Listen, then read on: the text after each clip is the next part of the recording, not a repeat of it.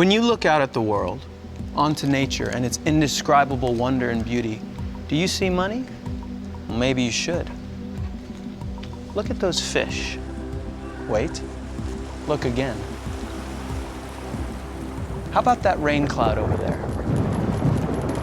Sure, it has value to the human experience, say, the romance of getting caught in a storm on your way home from school, or the smell of rain on a hot summer day. But I'm talking about economic value, dollars and cents, measurable monetary value in economic terms. They say money doesn't grow on trees, but what if that's not entirely correct? Maybe in some cases, nature isn't just simply beautiful, but also has real, tangible value, productive value. In other words, nature often functions as actual capital, just as a machine would in a factory. Take bees, for example, like the blue-collar working force, toiling tirelessly, selflessly, and faithfully to pollinate all of our agriculture. Yet, they've never once submitted an invoice. That worker bee puts in a full day's worth of work, and us as humans, well, we do account for it if it shows up in a jar of honey in your local Whole Foods, but that's about it. Well, natural capital is a set of natural resources that are not only nice to look at and have around, but they're also productive in that they help us make things that we use every day. Bees are actually responsible for 8% of the total agricultural output, or about $190 billion. They've done all that work for free. Without them, our food systems would collapse. Yet we don't recognize them as being an important part of our economy. There's an economic principle called common pool resources, which are resources that anyone can tap into or exploit, like fishing in the oceans. It used to be the case that oceans were so big relative to humans, relative to society, that limits simply didn't matter. You could always go out maybe a little bit further and still haul in the same catch. That's no longer possible.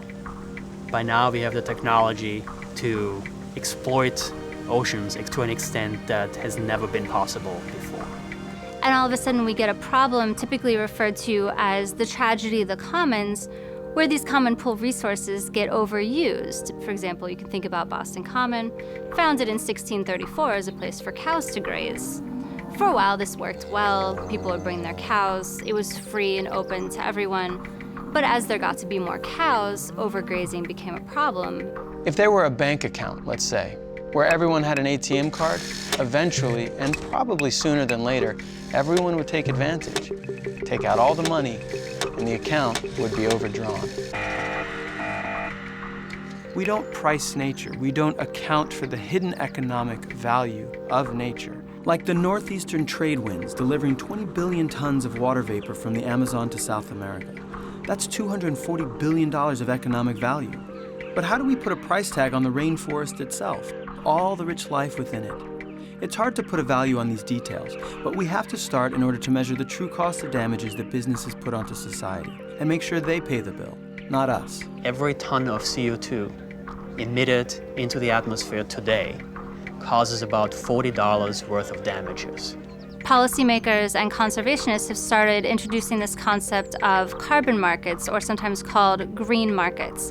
And this is one important attempt to put a price on the use of this natural capital. When you increase the price of CO2 by accounting for the true damages, damages that each ton of CO2 causes, you can decrease payroll taxes, income taxes, and you basically create a win-win-win.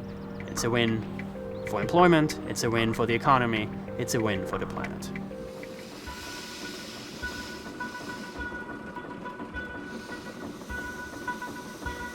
If somebody came and dumped a bag of garbage in your backyard, what would you do? Would you go? Would you say to them, come back here and clean it up because my children play there and this is my property? They have no more right to put that garbage in your backyard than they have to dump it in the ocean. And you have as much a property right to tell them to remove it as you do in your backyard. The Atlantic Ocean, the Pacific Ocean, you own it. It's probably the biggest thing you're ever gonna own. And when somebody contaminates it, they're committing an act of theft against you. If our natural resources were a stock market, it'd be headed for a crash. I mean, that's not to say that we can't use our natural capital just that we need to limit behaviors where the costs to society outweigh the benefits. The mantra that we have to choose between economic prosperity on the one hand and environmental protection on the other is a false choice. In 100% of the situations, good environmental policy is identical to good economic policy. But beyond economics, we are connected to and part of our environment. So how do we truly value nature on this level? The kiss of the sun on our face, the smell of flowers through an open window, the roar of an ocean wave crashing to the shore, or playing with friends out in a field. All of these gifts and countless other indefinable details that are the beauty inherent in this wondrous planet we call home are worth respecting and preserving, not just because they serve our economies, but because they serve our humanness. In places that are just below the surface of our calculators, in the heart of the human spirit.